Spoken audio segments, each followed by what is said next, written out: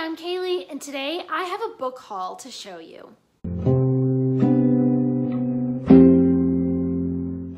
In case you didn't know, Books for MKs is a charity that donates books to missionary kids. If you want to donate to the kids, you can do so at GoFundMe.com. There's a link down in the description, there's a button at the end of this video, and there's a card right up here where you can donate to the kids. And don't forget to click on that subscribe button and on the little bell so you can be notified every time that I post a new video. A used bookstore just opened up in my area, and I went over there and I went a little crazy and I spent like $46 and I got a massive box full of books.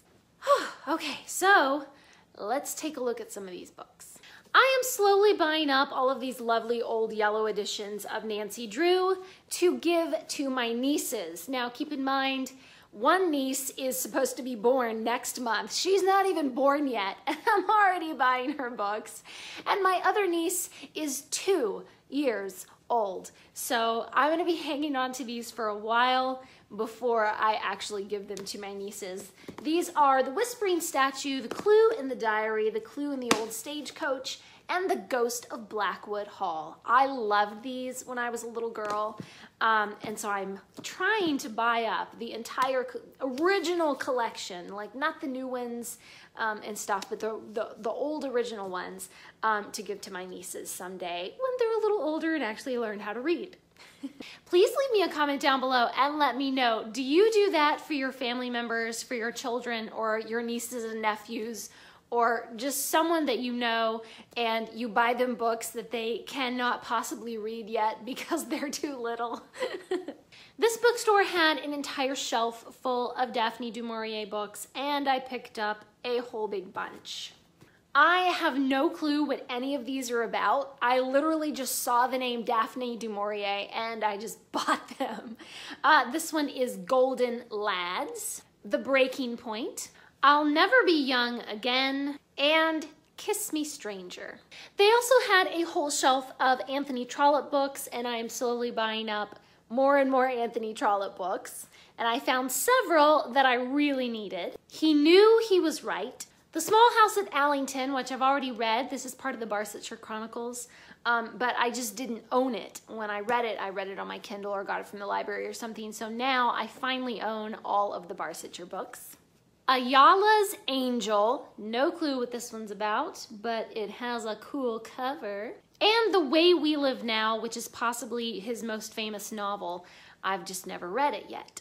I saw these two books, The Glass Magician and The Master Magician, on the shelves, and I was like, ooh, I keep hearing so much about these books and they look so cool and I really want to read them, but where's the first book? And I was so disappointed because I was like, well, I'm not going to buy the other books in the series if I don't even have the first book.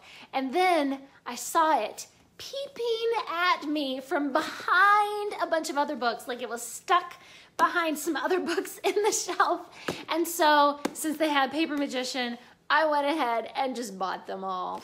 I have heard so many good things about these books on BookTube, and so many people say that they're wonderful. And of course, anything that's about magic, I am down.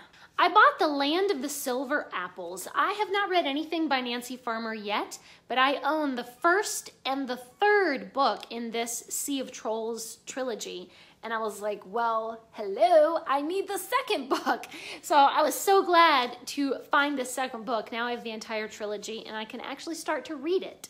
I own most of the books in the Redwall series, but one of them that I don't have is Loam Hedge. I've actually already read this one, but I just didn't own it. And so now, slowly, my Redwall collection is on its way to becoming complete.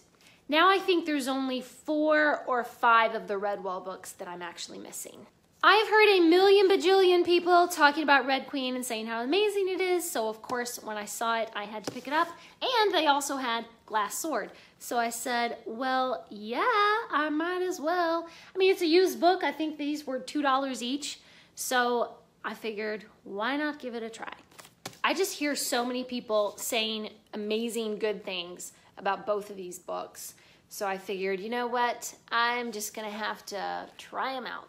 If you've watched my videos for a while, you've probably heard me talk about the piano because I am a pianist, a piano teacher, and I play piano for my church. So when I saw this beautiful book about the role of the piano in history, and it has all these wonderful illustrations and stuff, and all these really cool paintings, and all these little interesting anecdotes about different pianists and different composers through history, I was like, oh yes, this is gonna be fun. So of course I had to pick it up. It is a massive Yale University Press textbook, but it looks really interesting. Like, it doesn't look too textbooky, you know what I mean? Like, it looks like something I would actually be interested in reading. And I'm kind of hoping that I might find some really funny or inspirational anecdotes in here that maybe I could pass on to my students and inspire them a little.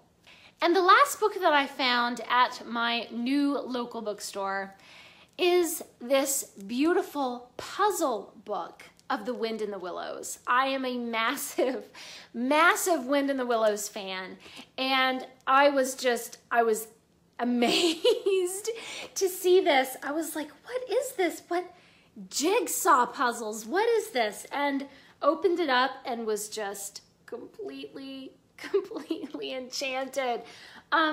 Every single piece is in here, so you know that it was probably not a child's puzzle book because it doesn't look like the puzzle pieces have ever been taken out.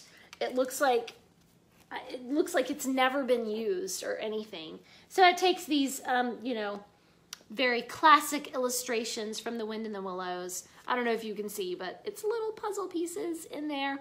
I will never take those puzzle pieces out. I can tell you right now, this is a collectible. This is not one that I'm actually going to do the puzzles.